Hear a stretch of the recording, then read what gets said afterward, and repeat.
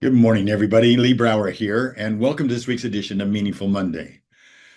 I am grateful to be here, and I am glad to be here. So let's begin as we always do. Let's go big. Begin in gratitude. Today, I'm grateful for direction because direction keeps me from drifting. And drifting, though it seems harmless, may be one of the greatest dangers that we face. Let me ask you something.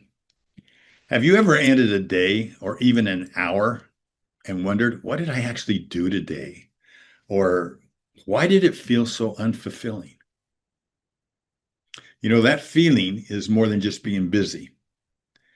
It's what Napoleon Hill, back in the 1930s, 1938 to be specific, wrote a book called wrote a book called Outwitting the Devil, in which he talked about a concept called drifting.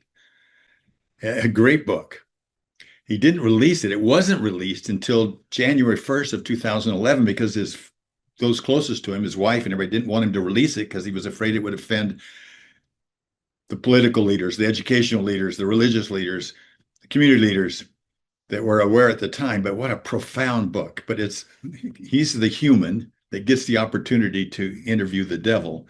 And the devil agreed to do it under two conditions. The agreement was that the devil had to tell the truth when he was asked a question, but only if the human, which was Napoleon Hill, if the human called him your majesty. Okay. Well, in the book, the devil's greatest tool, according to the devil, is what he called drifting. And it happens when we, the humans, lose our definiteness of purpose, when we stop choosing our direction and start coasting, when we react to life instead of proact or respond to it. And here's the thing. In today's world, we don't just drift by accident. We're being trained to drift. We're being trained to drift. Think about it. Scroll a little longer. You click on something, the next thing something pops up. Boom. Click just one more thing. Check the alert. React without reflecting. It's what I've come to call recreational anxiety. We entertain ourselves with stress, and it becomes automatically. We trade peace for stimulation. We confuse motion for direction. Recreational anxiety feels like motion, but it's just emotion with no direction. It's red R living. If you remember last time we talked about red R, green R, red R is where we're reactive, green R is where we're proactive or responsive. It's where we surrender. So red R living would be where we surrender choice. We react, we don't respond. We let the world write our story. We let the world write your story. But drifting is not a destiny unless you stay there. We always have the ability to pivot, to interrupt the drift, to step off autopilot and get back to purposeful motion. And that's where biPas comes in. B-I capital P, the capital P stands for pivot, and we stick it right in the middle of bias. B-I capital P-A-S, biPas. It's your internal circuit breaker.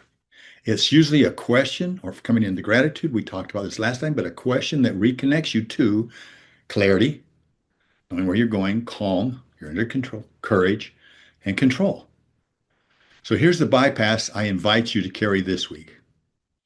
And it's a question. Is this moment moving me closer or further from my enduring purpose? Ask it before you get that pulse to click. After you don't click it, ask that question. Ask it when you're restless. Ask it when you feel the drift. Let it be your paddle back to the current, the one you've chosen, not the one the world chose for you. So this week, I will be pulled off course. That's not failure, it's friction. But friction creates strength when we respond rather than react, when we are proactive rather than reactive. So when you feel the drift, pause and ask, is this motion or just emotion? Is this scroll or soul? Is this clarity or just noise? And then breathe. Answer honestly. Is this moving me closer or pushing me farther away?